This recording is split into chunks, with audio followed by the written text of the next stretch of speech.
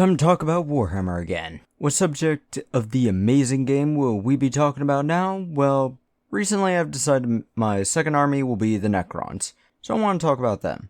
Now, what I'm talking about will be out of date really soon. The Codex for it is expected to come out in the next month or two. I think specifically this month, but I can't recall exactly. But they are getting a lot of new models, which they announced the day I made the decision.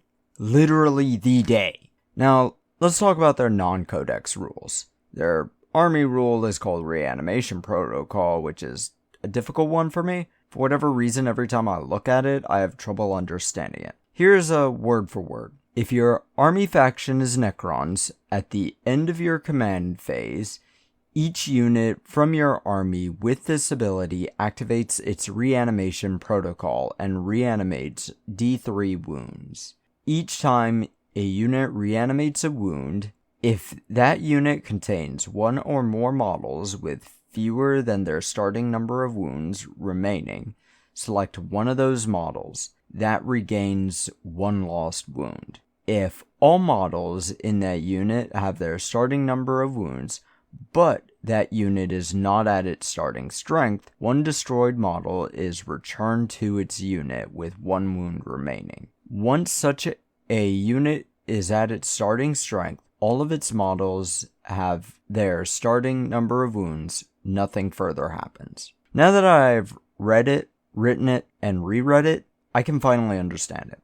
This essentially is the scene from Pariah Nexus where the Deathmark puts itself together. Its reanimation protocol in 10th edition. It essentially allows an army to continue to zerg forward with less units. It also works like in the video game Mechanicus, where Necrons will come back to life if given enough time. I don't know if old Necrons work the same way, but this is pretty good. Given even the dead are kind of just in reserves, it forces your opponent to focus on one unit at a time. Now let's get into their non-codex detachment, the Awakened Dynasty. The detachment ability is called Command Protocol. This reads much more simply than the most detachment abilities. While a Necron character model is leading this unit, each time a model in this unit makes an attack, add 1 to the hit roll. This is oddly specific, wording like it's an enhancement, but it's not. This automatically applies to all Necrons with the character keyword. The Stormlord, the Silent King, Illuminor Azaris, all of them. And there's some enhancements that add on top of this as well. But adding 1 to hit rolls makes things great. Necrons are already great as all-rounders. This adds to all attacks. Not just ranged or melees, but all of them. Speaking of enhancements, let's talk about those now. Let's go by point price. Note that all of these can be put on any Necron character, starting with the most expensive at 30 points, the Sovereign Coronal Aura. This says that while a friendly Necron's unit is within 6 inches of the bearer, that unit counts as being led by a Necron's character model. This makes the command protocol affects anything near said model, even if the model normally doesn't have the leader ability. Forces Necrons to stay close, but also makes them into an absolute horde. Next at 25 points is Hypermaterial Ablador. This allows the bearer to give the unit they're leading the stealth ability. It also gives them the benefit of cover if they're not being attacked within 12 inches. This could be great against Tau, especially making an entire Immortals or Warrior unit capable of being a Deathmark, basically. Now we get to Veil of Darkness at 20 points. This is essentially lets the bearer's unit remove themselves from the battlefield, then be placed during the reinforcement step 9 inches away horizontally from enemies, which I should point out, rules as written, you could be 3 inches from an enemy laterally. And the last one is 10 points, Sempiternal Weave, which gives the model the Feel No Pain 4+ ability. These abilities allow a united we stand sort of wall push sort of gameplay, which is inspiring to me to paint my Necrons like the best nation in 40k lore, America. Fuck yeah! For stratagems, there are 6 in this detachment, each at 1 CP cost. Each of these names starts with the word protocol of the, so I'm just going to use the last 2 words after those 2 title things. Eternal Guardian can be used at any phase targeting any character model that was just destroyed. This thing lets you set that model back up on the battlefield as close to possible to where it was destroyed, but more than 1 inch away from all enemy models, with half its starting wounds remaining. It can only be used once per model per battle. This could be very useful against an army like my Deathwatch, which I use the precision ability with brutal hatred.